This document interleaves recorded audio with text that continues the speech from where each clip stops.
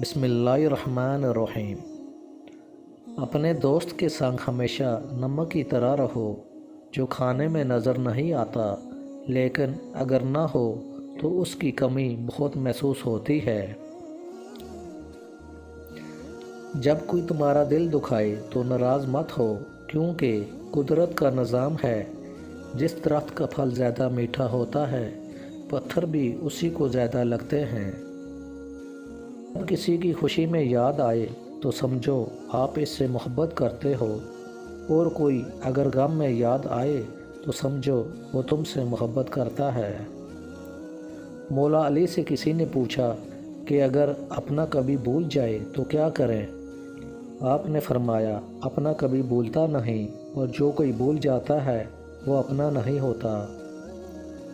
جو بندہ اللہ تعالیٰ کو رات کو پکارتا ہے، اللہ اسے غنی کر دیتا ہے۔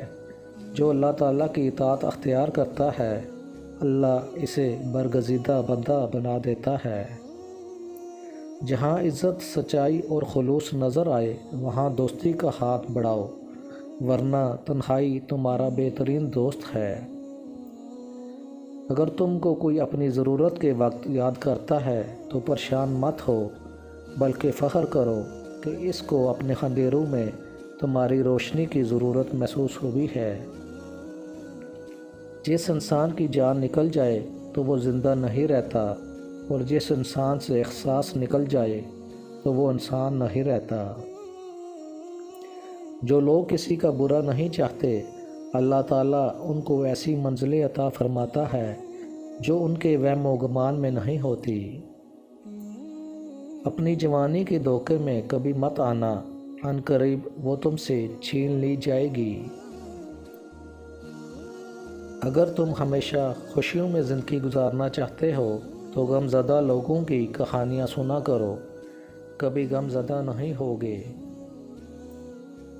اگر مشکل وقت آ جائے تو کسی کا احسان مت لو، کیونکہ مشکل وقت 4 دن کا ہے اور احساس زندگی بھر کا ہے۔ لالچ تمام برائیوں کی جڑ ہے، اور علم تمام خوبیوں کا سرچشمہ ہے۔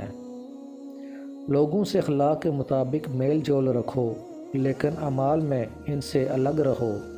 ویڈیو پسند آئی ہو تو چینل کو سبسکرائب کر دیجیے گا۔ جزاک اللہ۔